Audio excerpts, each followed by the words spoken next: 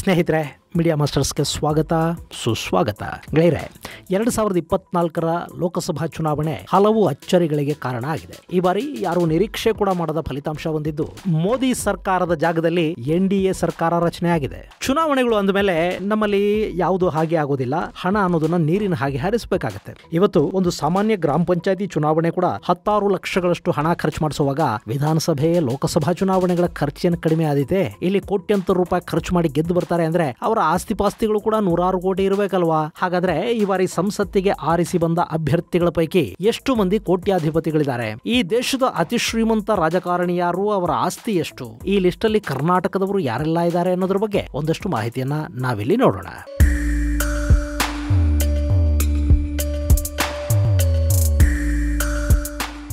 ಇಲ್ಲಿವರೆಗೆ ಈ ದೇಶದ ಶ್ರೀಮಂತ ರಾಜಕಾರಣಿ ಯಾರು ಅನ್ನೋ ಪ್ರಶ್ನೆಗೆ DK ಶಿವಕುಮಾರ್ ಅನ್ನೋ ಉತ್ತರ ಸಿಗ್ತಾ ಇತ್ತು. ಕರ್ನಾಟಕದ ಉಪಮುಖ್ಯಮಂತ್ರಿ DK ಶಿವಕುಮಾರ್ ಅವರ ನಂತರದ ಸ್ಥಾನದಲ್ಲಿ ಗೌರಿಬಿದನೂರಿನ ಶಾಸಕ ಪುಟ್ಟಸ್ವಾಮಿ ಗೌಡ ಇದ್ರು. ಆದ್ರೆ ಈ ಬಾರಿಯ ಚುನಾವಣಾ ಫಲಿತಾಂಶ ಈ ಲಿಸ್ಟ್ ಅಲ್ಲಿ ಒಂದಷ್ಟು ಬದಲಾವಣೆಗಳಿಗೆ ಕಾರಣ ಆಗ್ತಾ ಇದೆ. DK ಶಿವಕುಮಾರ್ ಅವರನ್ನ ಮೀರಿಸಿದ ಶ್ರೀಮಂತರು ಈ ಬಾರಿ ಸಂಸತ್ತಿಗೆ ಆಯ್ಕೆಯಾಗಿದ್ದಾರೆ. ಅದರಲ್ಲೂ ಈ ಬಾರಿ ಆಂಧ್ರ ಪ್ರದೇಶದಿಂದ ಆರಿಸಿ ಬಂದ ಶ್ರೀಮಂತರು ಈ ಪಟ್ಟಿಯಲ್ಲಿ ಅಗ್ರಸ್ಥಾನವನ್ನ ಪಡ್ಕೊಳ್ತಾ ಇದ್ದಾರೆ. ಈ ಬಗ್ಗೆ ಮಾಹಿತಿಯನ್ನ association for democratic reforms ADR ಬಿಡುಗಡೆ ಮಾಡಿದೆ. 2019ರಲ್ಲಿ ಕೋಟ್ಯಾಧಿಪತಿಗಳಾಗಿದ್ದ ಸಂಸದರ ಪ್ರಮಾಣ ಒಟ್ಟು ಸಂಸದರ ಪೈಕಿ 88%. ಆದ್ರೆ ಈ ಬಾರಿ ಆ ಸಂಖ್ಯೆ 93% ಮುಟ್ಟಿದೆ. ಅಂದ್ರೆ ADR ವರದಿಯ ಪ್ರಕಾರ 543 ವಿಜೇತ ಅಭ್ಯರ್ಥಿಗಳ ಪೈಕಿ 504 ಮಂದಿ ಕೋಟ್ಯಾಧಿಪತಿಗಳಿದ್ದಾರೆ. ಗೆಳೆಯರೆ, 2019ರಲ್ಲಿ ಈ ಕೋಟ್ಯಾಧಿಪತಿ ಸಂಸದರ ಸಂಖ್ಯೆ 475 ಇತ್ತು. 2014ರಲ್ಲಿ ಅದು 443 ಇತ್ತು. ಹಾಗೇನೆ 2009ರಲ್ಲಿ ಆ ಸಂಖ್ಯೆ 315ರಷ್ಟಿತ್ತು.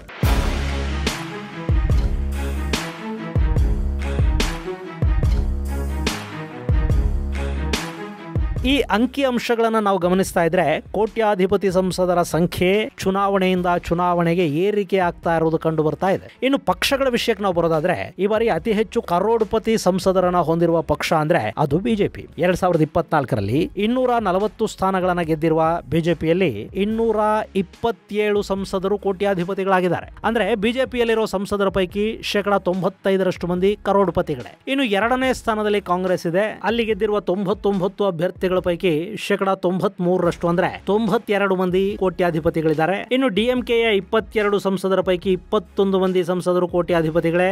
TMCಯ 29 ಸಂಸದರ ಪೈಕಿ 27 ಮಂದಿ. ಸಮಾಜವಾದಿ ಪಕ್ಷದ 37 ಸಂಸದರ ಪೈಕಿ 34 ಸಂಸದರು ಕೋಟ್ಯಾಧಿಪತಿಗಳು. ಹಾಗೇನೆ ಆಮ್ ಆದ್ಮಿ ಪಕ್ಷದ 3 ಸಂಸದರ ಪೈಕಿ 3 ಕರೋಡ್ಪತಿಗಳೇ. TDPಯ 16ಕ್ಕೆ 16 ಮಂದಿ ಅತಿ ಶ್ರೀಮಂತರು ಅಂದ್ರೆ ಕೋಟ್ಯಾಧಿಪತಿಗಳಿದ್ದಾರೆ. JDUನ 12 ಸಂಸದರು ಕೋಟ್ಯಾಧಿಪತಿಗಳೇ. ಇಲ್ಲಿ ಆಮ್ ಆದ್ಮಿ, TDP ಹಾಗೂ JDU 100ಕ್ಕೆ 100ರಷ್ಟು ಕೋಟ್ಯಾಧಿಪತಿ ಸಂಸದರನ್ನ ಹೊಂದಿದೆ. ಇನ್ನು ವಿಶೇಷ ಅಂದ್ರೆ ಲೋಕಸಭೆಗೆ ಆಯ್ಕೆಯಾದ 543 ಸಂಸದರ ಪೈಕಿ 42% ಸಂಸದರ ಆಸ್ತಿಯ ಮೌಲ್ಯ 10 ಕೋಟಿ ರೂಪಾಯಿಗಿಂತ ಹೆಚ್ಚಿದೆ. ಉಳಿದ 19% ಸಂಸದರ ಸಂಪತ್ತು 5 ರಿಂದ 10 ಕೋಟಿ ರೂಪಾಯಿಗಳ ನಡುವೆ ಇದೆ. 32% ಸಂಸದರ ಸಂಪತ್ತು 1 ಕೋಟಿಯಿಂದ 5 ಕೋಟಿ ರೂಪಾಯಿಗಳ ನಡುವೆ ಇದೆ. 1% ಸಂಸದರ ಆಸ್ತಿ ಮಾತ್ರ 20 ಲಕ್ಷ ರೂಪಾಯಿಗಿಂತ ಕಡಿಮೆ ಇದೆ ಅಂತ ಹೇಳಲಾಗ್ತಾ ಇದೆ. ಸೊ ಇಲ್ಲಿ 1 ಕೋಟಿ ರೂಪಾಯಿ ಮೌಲ್ಯದ ಆಸ್ತಿಯನ್ನ ಹೊಂದಿದವರು ಕೂಡ ಕೋಟ್ಯಾಧಿಪತಿಗಳು ಅಂತ ಗುರುತಿಸ್ಕೊಳ್ತಾರೆ. ಹೀಗಾಗಿ ಇವರನ್ನು ಕೋಟ್ಯಾಧಿಪತಿಗಳ ಪಟ್ಟಿಯಲ್ಲಿ ಇಡಲಾಗಿದೆ. ಹಾಗೆ ಇಲ್ಲಿ ನಮಗೆ ಲೆಕ್ಕಕ್ಕೆ ಸಿಗುವ ಆಸ್ತಿ ಇದೆಯಲ್ಲ, ಇದು ಅವರು ಘೋಷಣೆ ಮಾಡಿಕೊಂಡ ಆಸ್ತಿ.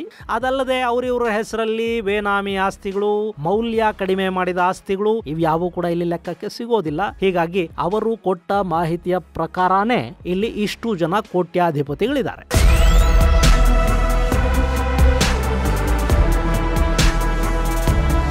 ಗೆಳೆಯರೆ, ಈ ಬಾರಿ ಬಿಜೆಪಿ ಮತ್ತು ಕಾಂಗ್ರೆಸ್ ಪಕ್ಷಗಳು ಅತಿ ಹೆಚ್ಚು ಕೋಟ್ಯಾಧಿಪತಿಗಳನ್ನ ಹೊಂದಿದ್ರೂ ಕೂಡ ಇವರನ್ನ ಹಿಂದಿಕ್ಕಿ ಆಂಧ್ರ ಪ್ರದೇಶದ ಚಂದ್ರಬಾಬು ನಾಯ್ಡು ಅವರ TDP ಪಕ್ಷ ಅತ್ಯಂತ ಶ್ರೀಮಂತ ಪಕ್ಷ ಅಂತ ಕರೆಸ್ಕೊಳ್ತಾ ಇದೆ. ಯಾಕೆಂದ್ರೆ TDPಯ 16 ಸಂಸದರ ಸರಾಸರಿ ಆಸ್ತಿಯ ಮೌಲ್ಯ 442 ಕೋಟಿ ರೂಪಾಯಿ. ಸೊ ಅತಿ ಹೆಚ್ಚು ಶ್ರೀಮಂತಿಕೆಯನ್ನ ಹೊಂದಿರುವ ಪಕ್ಷ ಅಂತ ಈಗ TDP ಗುರುತಿಸ್ಕೊಳ್ತಾ ಇದೆ. ಯಾಕೆಂದ್ರೆ ಇವರಲ್ಲಿ ಸಾವಿರಾರು ಕೋಟಿ ರೂಪಾಯಿಗಳ ಮೌಲ್ಯದ ಆಸ್ತಿಯನ್ನ ಹೊಂದಿದವರಿದ್ದಾರೆ. ಇವರೆಲ್ಲರ ಒಟ್ಟು ಆಸ್ತಿ ಮೌಲ್ಯವನ್ನ ಸಂಸದರನ್ನ ಸರಾಸರಿ ಅಂತ ಲೆಕ್ಕ ಹಾಕಿದ್ರು ಕೂಡ ಒಬ್ಬೊಬ್ಬ ಸಂಸದ ಕಡಿಮೆ ಅಂದ್ರೂ 442.6 ಕೋಟಿ ರೂಪಾಯಿಗಳ ಮೌಲ್ಯದ ಮಾಲೀಕ.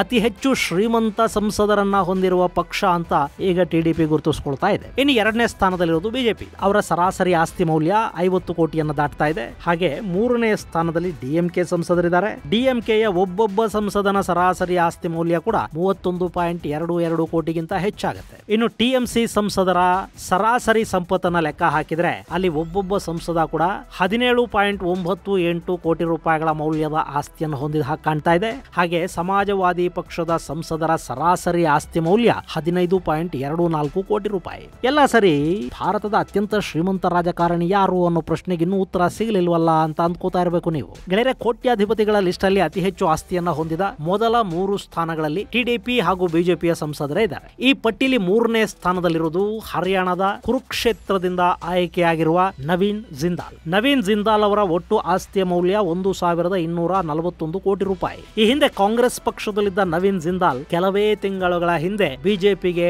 ಜಂಪ್ ಆದ್ರು. ಈ ಬಾರಿ ಅವರ ಗೆಲುವು ತುಂಬಾ ಪ್ರಯಾಸದಾಯಕ ಅಂತ ಅನ್ಸಿದ್ರು ಕೂಡ ಅವರು ಆರಿಸಿ ಬಂದಿದ್ದಾರೆ. ಹಾಗೆ ನೋಡಿದ್ರೆ ನವೀನ್ ಜಿಂದಾಲ್ ಅವರ ಒಟ್ಟು ಕುಟುಂಬದ ಆಸ್ತಿಯನ್ನ ನಾವು ಗಮನಿಸಿದ್ರೆ ಅದು $35 ಬಿಲಿಯನ್ ಮೌಲ್ಯಕ್ಕಿಂತಲೂ ಹೆಚ್ಚಿದೆ. ಸದ್ಯಕ್ಕೆ ನವೀನ್ ಜಿಂದಾಲ್ ಅವರ ತಾಯಿ ಸಾವಿತ್ರಿ ಜಿಂದಾಲ್ ಏಷ್ಯಾದಲ್ಲೇ ಅತಿ ದೊಡ್ಡ ಶ್ರೀಮಂತ ಮಹಿಳೆ ಅನ್ನಿಸ್ಕೊಳ್ತಾ ಇದ್ದಾರೆ. ಆದ್ರೆ ಇಲ್ಲಿ 1,241 ಕೋಟಿ ರೂಪಾಯಿ ಅನ್ನೋದು ಜಿಂದಾಲ್ ಕುಟುಂಬದ ಒಟ್ಟು ಆಸ್ತಿ ಮೌಲ್ಯ ಅಲ್ಲ.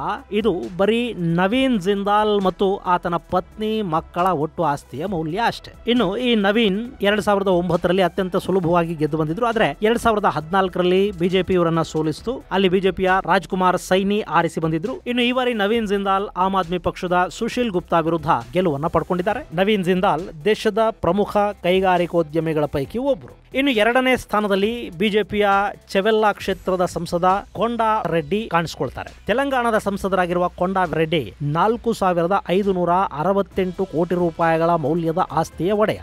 ದೇಶದಲ್ಲಿ ಎರಡನೇ ಅತಿದೊಡ್ಡ ಶ್ರೀಮಂತ ರಾಜಕಾರಣಿ ಅನ್ನೋ ಕೀರ್ತಿಗೆ ಈ ರೆಡ್ಡಿ ಪಾತ್ರರಾಗ್ತಾ ಇದ್ದಾರೆ. ಕೊಂಡಾ ರೆಡ್ಡಿ ಎಲೆಕ್ಟ್ರಿಕಲ್ ಇಂಜಿನಿಯರಿಂಗ್ ನಲ್ಲಿ ಪದವಿಯನ್ನ ಪಡ್ಕೊಂಡಿದ್ದಾರೆ. ಅಮೆರಿಕಾದಲ್ಲಿ MS ಮುಗಿಸಿ ಬಂದಿರೋ ರೆಡ್ಡಿ ಅಪೋಲೋ ಹಾಸ್ಪಿಟಲ್ ಎಂಟರ್ಪ್ರೈಸಸ್ ಅಲ್ಲಿ 973 ಕೋಟಿ ರೂಪಾಯಿಗಳಷ್ಟು ಷೇರುಗಳನ್ನ ಹೊಂದಿದ್ದಾರೆ. ಇನ್ನಿವರ ಪತ್ನಿ ಸಂಗೀತಾ ರೆಡ್ಡಿ ಅದೇ ಆಸ್ಪತ್ರೆಯ 1,500 ಕೋಟಿ ರೂಪಾಯಿಗಳಷ್ಟು ಷೇರುಗಳನ್ನು ಹೊಂದಿದ್ದಾರೆ. ಇನ್ನು ಈ ಕೊಂಡಾ ರೆಡ್ಡಿ ಅವರ ಹೆಸರಲ್ಲಿ ಅಮೆರಿಕಾದ ಪೇಟೆಂಟ್ಗಳು ಕೂಡ ಇದ್ದು ಈ ಪೇಟೆಂಟ್ ಅನ್ನು ಹೊಂದಿರುವ ಭಾರತದ ಏಕೈಕ ಸಂಸದ ಅನ್ನೋ ಕೀರ್ತಿಗೆ ಕೂಡ ರೆಡ್ಡಿ ಭಾಜನರಾಗ್ತಾ ಇದ್ದಾರೆ. ಅವರು ತಮ್ಮ ಸಮೀಪದ ಪ್ರತಿಸ್ಪರ್ಧಿ ಕಾಂಗ್ರೆಸ್ನ ರಂಜಿತ್ ರೆಡ್ಡಿ ವಿರುದ್ಧ 1,73,000ಕ್ಕೂ ಅಧಿಕ ಮತಗಳ ಅಂತರದಿಂದ ಗೆಲುವನ್ನು ದಾಖಲಿಸಿದ್ದಾರೆ. ಇನ್ನು ಭಾರತದ ಅತಿ ಶ್ರೀಮಂತ ರಾಜಕಾರಣಿ ಯಾರು? ಈ ಪ್ರಶ್ನೆಗೆ ಉತ್ತರವನ್ನ ಆಂಧ್ರ ಪ್ರದೇಶದ ಗುಂಟೂರು ಲೋಕಸಭಾ ಕ್ಷೇತ್ರ ಕೊಡ್ತಾ ಇದೆ. ಅಲ್ಲಿಂದ ಸಂಸದರಾಗಿ ಆರಿಸಿ ಬಂದಿರುವ ಟಿಡಿಪಿಯ ಚಂದ್ರಶೇಖರ್ ಪೆಮ್ಮಸಾನಿ ಭಾರತದ ಅತಿ ದೊಡ್ಡ ಶ್ರೀಮಂತ ರಾಜಕಾರಣಿ ಅನ್ನಿಸ್ಕೊಳ್ತಾ ಇದ್ದಾರೆ. ಅವರು ಬರೋಬ್ಬರಿ 5,705 ಕೋಟಿ ರೂಪಾಯಿಗಳಷ್ಟು ಮೌಲ್ಯದ ಆಸ್ತಿಯನ್ನು ಹೊಂದಿದ್ದಾರೆ. ಆನ್ಲೈನ್ ಶಿಕ್ಷಣದ ವೇದಿಕೆಯಾಗಿರುವ ಯು ವರ್ಲ್ಡ್ ನ ಸಂಸ್ಥಾಪಕ ಹಾಗೂ ಸಿಇಒ ಆಗಿರುವ ಪೆಮ್ಮಸಾನಿ 2020ರಲ್ಲಿ Ernst and Young entrepreneur of the year ಪ್ರಶಸ್ತಿಯನ್ನು ಕೂಡ ತಗೊಂಡಿದ್ದಾರೆ. ಹೆಲ್ತ್ ಸೈನ್ಸಸ್ ಶಿಕ್ಷಣ ಸಂಸ್ಥೆಯಿಂದ MBBS ಪಡ್ಕೊಂಡಿರೋ ಇವರು 2005ರಲ್ಲಿ ಪೆನ್ಸಿಲ್ವೇನಿಯಾದ ವೈದ್ಯಕೀಯ ಕೇಂದ್ರದಿಂದ ಇಂಟರ್ನಲ್ ಮೆಡಿಸಿನ್ ನಲ್ಲಿ MD ಪದವಿಯನ್ನು ಪಡ್ಕೊಂಡಿದ್ದಾರೆ. ಒಟ್ಟು 5,598 ಕೋಟಿ ರೂಪಾಯಿ ಮೌಲ್ಯದ ಚರಾಸ್ತಿ ಮತ್ತು 106 ಕೋಟಿ ರೂಪಾಯಿ ಮೌಲ್ಯದ ಸ್ಥಿರಾಸ್ತಿಯನ್ನ ಪೆಮ್ಮಸಾನಿ ಹೊಂದಿದ್ದಾರೆ. ಜೊತೆಗೆ ಇವರು ಬಳಿ 2 ಮರ್ಸಿಡಿಸ್ ಕಾರುಗಳು, 1 ಟೆಸ್ಲಾ, 1 ರೋಲ್ಸ್ ರಾಯ್ಸ್ ಕಾರ್ ಇದೆ ಅಂತ ಹೇಳಲಾಗ್ತಾ ಇದೆ. ಈ ಮೂಲಕ ಇವರು ಈ ಬಾರಿಯ ಅತ್ಯಂತ ಶ್ರೀಮಂತ ಸಂಸದ ಅಂತ ಕರೆಸ್ಕೊಳ್ತಾ ಇದ್ದಾರೆ. ವಿಶೇಷ ಏನ್ ಗೊತ್ತಾ, ಮಾಧ್ಯಮದ ಪ್ರಶ್ನೆಯೊಂದಕ್ಕೆ ಉತ್ತರ ಕೊಟ್ಟಿದ್ದ ಪೆಮ್ಮಸಾನಿ ಇತ್ತೀಚಿನ ದಿನಗಳಲ್ಲಿ ರಾಜಕೀಯ ಅನ್ನೋದು ತುಂಬಾನೇ ಎಕ್ಸ್ಪೆನ್ಸಿವ್ ಆಗ್ತಾ ಇದೆ ಅಂತ ಹೇಳಿದ್ದಾರೆ. ಸಹಸ್ರಾರು ಕೋಟಿ ಶ್ರೀಮಂತರೇ ಈ ಮಾತನ್ನ ಹೇಳ್ತಿರುವಾಗ ಸಾಮಾನ್ಯ ನಾಗರಿಕರಿಗೆ ಚುನಾವಣೆಗಳನ್ನ ಎದುರಿಸಿ ಶ್ರೀಮಂತರ ಹಣಬಲದ ಮುಂದೆ ಗೆಲ್ಲೋದಿಕ್ಕೆ ಸಾಧ್ಯ ಆದ್ರೂ ಆದೀತಾ? ಭಾರತದಲ್ಲಿ ಚುನಾವಣೆಗಳು ತುಂಬಾ ಕಾಸ್ಟ್ಲಿ ಆಗ್ತಾ ಇವೆ ಕಣ್ರಿ. ಗೆಳೆಯರೆ, ಈ ಕೋಟ್ಯಾಧಿಪತಿಗಳ ಸಾಲಲ್ಲಿ ನಮ್ಮ ಪ್ರಧಾನಿ ನರೇಂದ್ರ ಮೋದಿ ಕೂಡ ಸೇರ್ಕೋತಾರೆ. ಅವರು ತಮ್ಮ ಬಳಿ 3.02 ಕೋಟಿ ರೂಪಾಯಿಗಳ ಮೌಲ್ಯದ ಆಸ್ತಿ ಇದೆ ಅಂತ ಘೋಷಿಸಿಕೊಂಡಿದ್ದಾರೆ. ಇದರಲ್ಲಿ 2.86 ಕೋಟಿ ರೂಪಾಯಿ ಮೌಲ್ಯದ ಹಣ FD ರೂಪದಲ್ಲಿ SBI ಬ್ಯಾಂಕ್ ಅಲ್ಲಿದೆ. 80,304 ರೂಪಾಯಿ ಗಾಂಧಿನಗರದ ಬ್ಯಾಂಕ್ ಅಲ್ಲಿ, ಹಾಗೆ 52,920 ರೂಪಾಯಿ ವಾರಣಾಸಿಯ ಬ್ಯಾಂಕ್ ಒಂದರಲ್ಲಿ ಇರೋದಾಗಿ ಅವರು ಹೇಳಿದ್ದಾರೆ. ಹಾಗೆ ಯಾವುದೇ ಮನೆ, ಕಾರು ಹಾಗೂ ಭೂಮಿಯನ್ನ ನಾನು ಹೊಂದಿಲ್ಲ ಅಂತ ತಮ್ಮ ಅಫಿಡವಿಟ್ ಅಲ್ಲಿ ತಿಳಿಸಿದ್ದಾರೆ.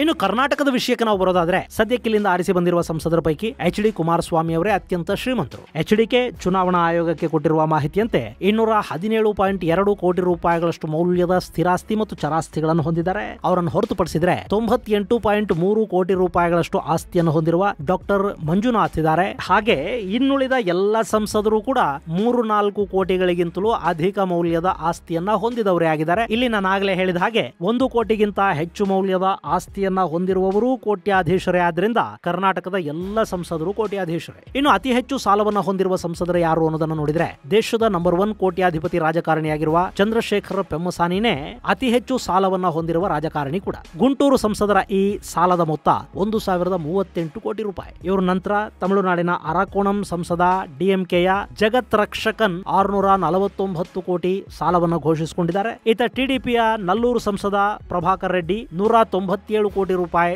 ಸಾಲ ಇದೆ ಅಂತ ಹೇಳ್ಕೊಂಡಿದ್ದಾರೆ. ಅಲ್ಲ, ಬರೀ ಶ್ರೀಮಂತರ ಕಥೆನೇ ಹೇಳಿದ್ರೆ ಬಡವರ ಬಗ್ಗೆ ಕೂಡ ಹೇಳ್ಬೇಕಲ್ವಾ ಗೆಳೆಯರೆ. ಪಶ್ಚಿಮ ಬಂಗಾಳದ ಪುರೂಲಿಯಾದಿಂದ ಆಯ್ಕೆಯಾಗಿರುವ ಬಿಜೆಪಿಯ ಸಂಸದ ಜ್ಯೋತಿರ್ಮಯ್ ಸಿಂಗ್ ಮಹತೋ ಅತ್ಯಂತ ಬಡ ಸಂಸದ ಅಂತ ಕರೆಸಿಕೊಳ್ತಾ ಇದ್ದಾರೆ. ಮಹತೋ ಅವರ ಆಸ್ತಿ ಕೇವಲ 5 ಲಕ್ಷ ರೂಪಾಯಿ ಮಾತ್ರ ಅಂತ ಹೇಳಲಾಗ್ತಾ ಇದೆ. ಇವ್ರ ಜೊತೆಗೆ ಟಿಎಂಸಿಯ ಅರಂಭಾಗ್ ಸಂಸದೆ ಮಿತಾಲಿ ಬಾಗ್ ಅವರ ಆಸ್ತಿ ಮೌಲ್ಯ 7 ಲಕ್ಷ ರೂಪಾಯಿ ಆಗಿದ್ರೆ, ಉತ್ತರ ಪ್ರದೇಶದ ಮಚಲಿ ಶಹರ್ನಿಂದ ಆಯ್ಕೆಯಾಗಿರುವ ಸಮಾಜವಾದಿ ಪಕ್ಷದ ಪ್ರಿಯಾ ಸರೋಜ್ ಅವರ ಆಸ್ತಿ 11 ಲಕ್ಷ ರೂಪಾಯಿ ಮೌಲ್ಯದ್ದು ಅಂತ ಹೇಳ್ತಾ ಇದ್ದಾರೆ. ಇಂಥ ಸುಮಾರು 39 ಸಂಸದರು ಈ ಬಾರಿ ಆರಿಸಿ ಬರುವುದಕ್ಕೆ ಸಾಧ್ಯ ಆಗಿದೆ. ಇನ್ನು ಬರೀ ದುಡ್ಡಿನ ಬಗ್ಗೆ ಹೇಳಿದ್ರೆ ಹೇಗೆ, ವಿದ್ಯೆ ಬಗ್ಗೆ ಕೂಡ ಹೇಳಬೇಕಲ್ವಾ. ಈ ಬಾರಿಯ ಲೋಕಸಭೆಯಲ್ಲಿ 543 ಸಂಸದರ ಪೈಕಿ 105 ಅಂದ್ರೆ 19ರಷ್ಟು ಅಭ್ಯರ್ಥಿಗಳ ಶೈಕ್ಷಣಿಕ ಅರ್ಹತೆ 5ನೇ ಕ್ಲಾಸಿನಿಂದ 12ನೇ ಕ್ಲಾಸಿನ ಒಳಗಿದೆ. ಹಾಗೆ 420 ಅಭ್ಯರ್ಥಿಗಳ ವಿದ್ಯಾರ್ಹತೆ ಪದವಿ ಮತ್ತು ಅದಕ್ಕಿಂತ ಹೆಚ್ಚಿನದಾಗಿದೆ ಅನ್ನೋ ಮಾಹಿತಿ ಸಿಗ್ತಾ ಇದೆ. ಇನ್ನು ಗೆಲುವನ್ನ ದಾಖಲಿಸಿರುವ ಸಂಸದರ ಪೈಕಿ 17 ಮಂದಿ ಡಿಪ್ಲೊಮಾ ಪದವಿಯನ್ನು ಪಡ್ಕೊಂಡಿದ್ದಾರೆ, 65 ಮಂದಿ 12ನೇ ತರಗತಿಯನ್ನ ಪಾಸ್ ಮಾಡಿದ್ದಾರೆ, 34 ಅಭ್ಯರ್ಥಿಗಳು SSLC ಅನ್ನ ಮಾಡ್ಕೊಂಡಿದ್ದಾರೆ, 4 ಸಂಸದರು 8ನೇ ಕ್ಲಾಸು ಹಾಗೂ 2 5ನೇ ತರಗತಿಯವರೆಗೆ ಮಾತ್ರ ಶಿಕ್ಷಣವನ್ನು ಪಡ್ಕೊಂಡಿರುವುದಾಗಿ ಹೇಳಿದ್ದಾರೆ. ಇದೇ ವೇಳೆ ಅಚ್ಚರಿ ಅನ್ನೋ ತರ ಅನಕ್ಷರಸ್ಥ ಅಭ್ಯರ್ಥಿಗಳಿಗೆ ಚುನಾವಣೆಯಲ್ಲಿ ಸೋಲಾಗಿದೆ. ಈ ಬಾರಿಯ ಲೋಕಸಭಾ ಚುನಾವಣೆಯಲ್ಲಿ ತಾವು ಅನಕ್ಷರಸ್ಥರು ಅಂತ ಘೋಷಿಸಿಕೊಂಡಿದ್ದ 121 ಅಭ್ಯರ್ಥಿಗಳಿದ್ರು. ಈ 121 ಅಭ್ಯರ್ಥಿಗಳಿಗೂ ಕೂಡ ಸೋಲು ಉಂಟಾಗಿರುವುದು ಗಮನಾರ್ಹ. ಇದು ಗೆಳೆಯರೆ ಸಂಸತ್ತಿಗೆ ಆಯ್ಕೆಯಾದ ಕೋಟ್ಯಾಧಿಪತಿ ಸಂಸದರ ಕುರಿತಾದ ಒಂದಷ್ಟು ಮಾಹಿತಿ. ಮುಂದಿನ ಸಂಚಿಕೆಯಲ್ಲಿ ಮತ್ತಷ್ಟು ವಿಶೇಷಗಳ ಜೊತೆ ಮತ್ತೆ ಭೇಟಿಯಾಗೋಣ. ಅಲ್ಲಿವರೆಗೆ ಜೈ ಹಿಂದ್, ಜೈ ಕರ್ನಾಟಕ.